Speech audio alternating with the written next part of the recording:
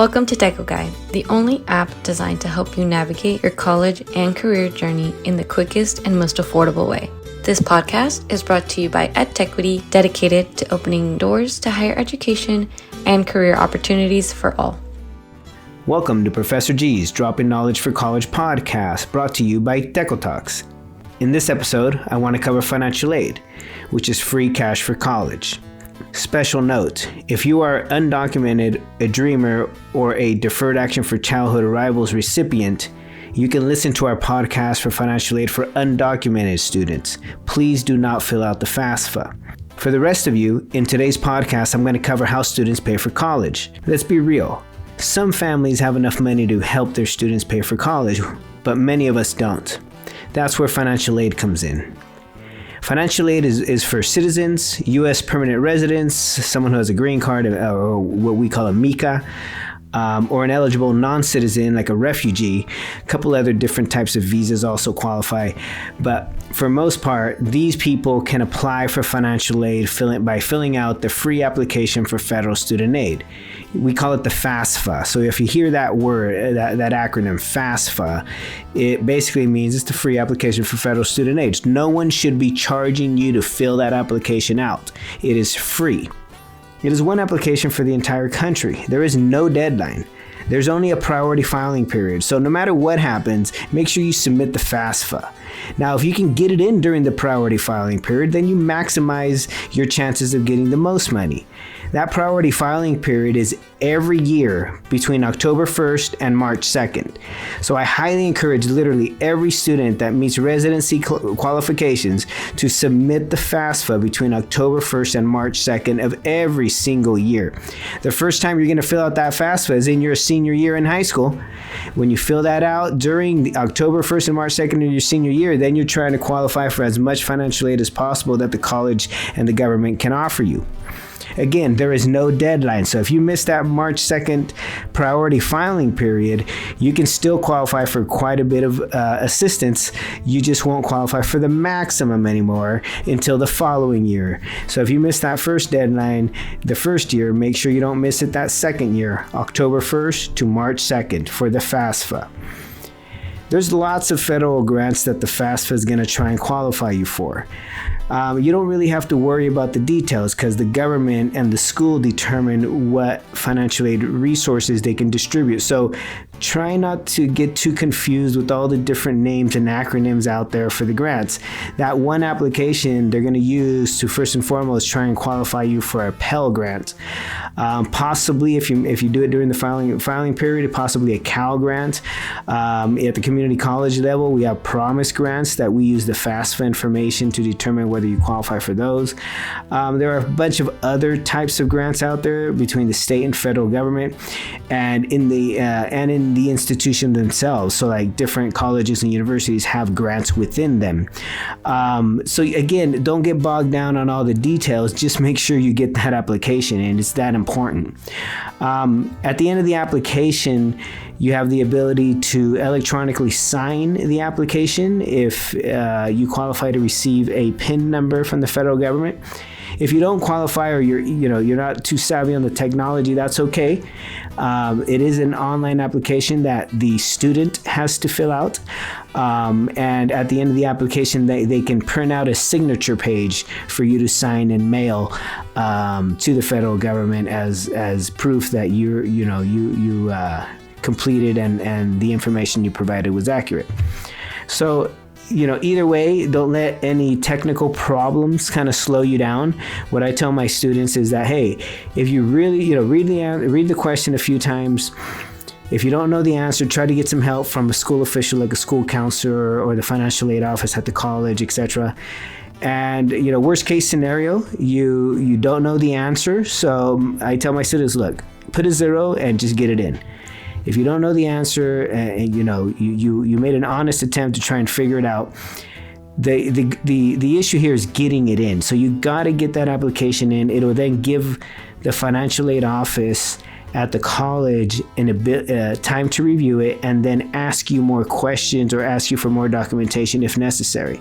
So we can do corrections, is what I'm saying, after the fact, but you want to make sure you try to get that application in as soon as possible, because the sooner you get it in, the sooner we start processing that application. It is a long and tedious process. It normally takes a couple months to complete the entire process, and that's for applications that go in pretty easily and cleanly.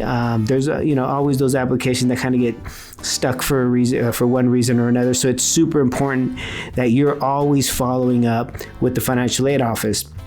What I tell my students is to check your status, your FAFSA status, your Pell Grant status at the financial aid office like every 3 weeks. Literally, just even if they tell you one time that it's all good, go 3 weeks later and just double check again, because there could be something that arises that you're unaware of, and if you're unaware of it, that could hold up your money. So make sure you're always checking in with the financial aid office and just checking your status, quite often. I get a lot of questions from students, about dependency versus independency status. And what that really means is a student that is dependent is a student that has to provide information about their parents and their parents' income and their parents' assets. Those students are usually students who are younger, under the age of usually 23 or so. If you're over 23 or so, then you're automatically independent.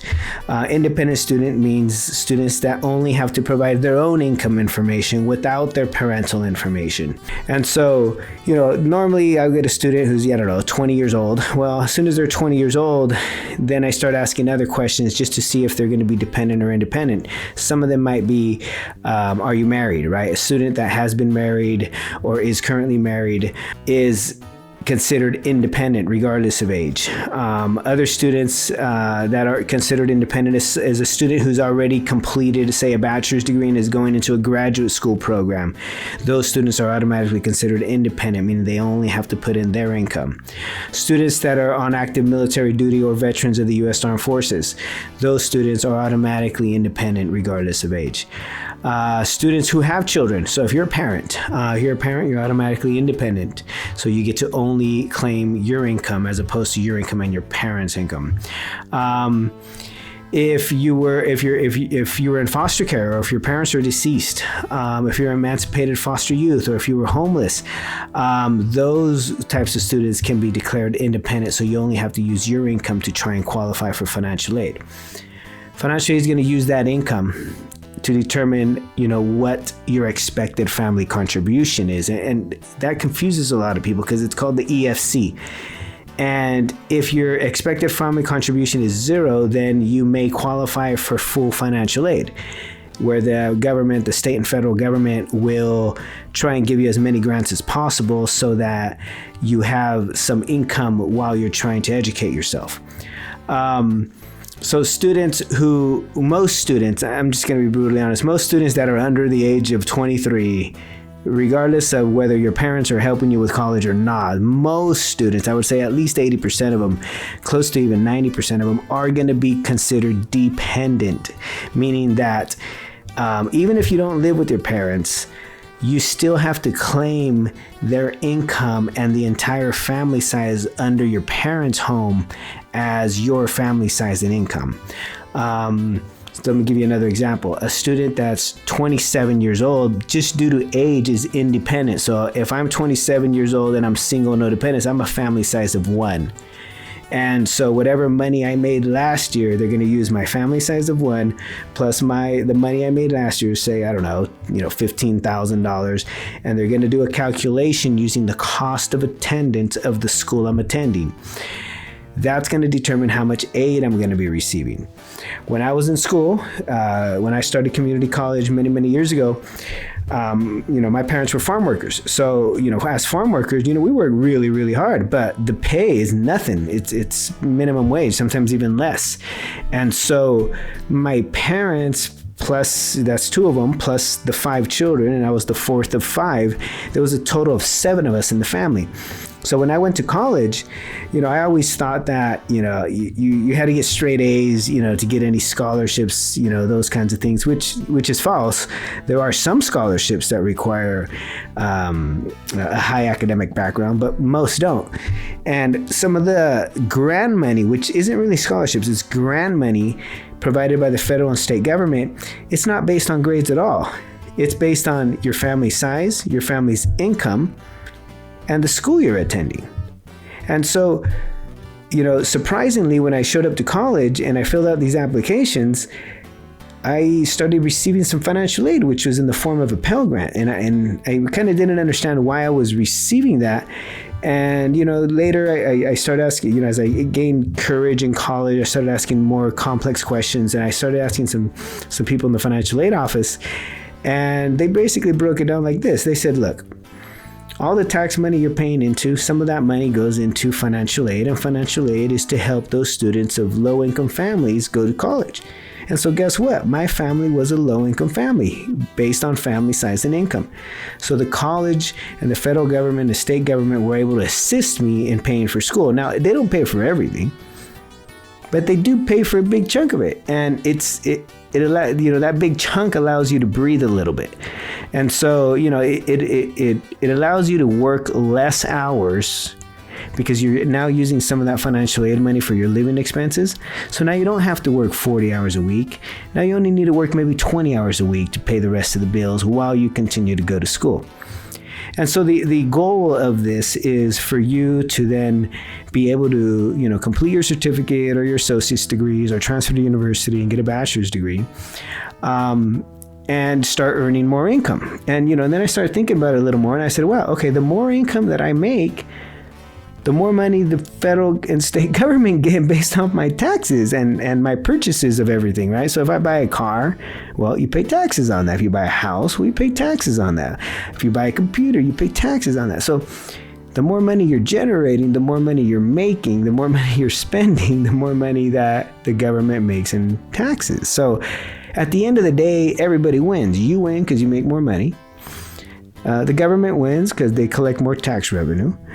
And your education level, is now a little bit higher, which you pass on to other generations in your family. So then they know a little bit more, and then they get to go to school, and it just continues to repeat itself. So it's not a bad idea. It's a smart investment. So when you're offered the opportunity to collect some financial aid, make sure you fill out those applications. It starts with the FAFSA. Now, like I said before in this podcast, if you're an undocumented student, there's a different application for you, and you can listen to that one under financial aid for undocumented students. The FAFSA, again, back to the FAFSA. The FAFSA is one of those applications that you just have to program into your reminders that you got to do it between October 1st and November 2nd. If you don't have the exact information to fill out the FAFSA on hand, I would suggest you still get it in. Once you get it in, then you can make corrections later with the institution, which is the college that you choose to attend. Other than that, what you need to know about the FAFSA is, hey, this is the federal government giving you a shot to go to school without looking at your grades, your initial time, without looking, at anything else but, the conditions where you're coming from, your income conditions. So take advantage of it, man. It's there. It's going to give you a shot to try and get some training under your belt, some, degrees under your belt to really make that transition in your life. And it's one of those things that you deserve. So make sure you go after it. Make sure you fill that application out. Even if it's late, just get it in. And then next time, don't be late. With that being said, this ends my Teco Talk for financial aid purposes. Make sure you get that application in during the priority filing period. And if you don't make that priority filing period of October 1st to November 2nd, no worries. Get it in late. Just get it in. Make corrections later. Have a good one. Website for FAFSA, www.fasfa.ed.gov. That's fasfa.ed.gov. To begin filling out your FAFSA, visit them at studentaid.ed.gov. That's studentaid.ed.gov. Thank you for tuning into TecoGuide, the app focused on bringing you tools and content to help you make better decisions about school, life, and career. We hope this episode has inspired you to pursue and excel in your own educational and career journey. Don't forget to subscribe, follow, and share.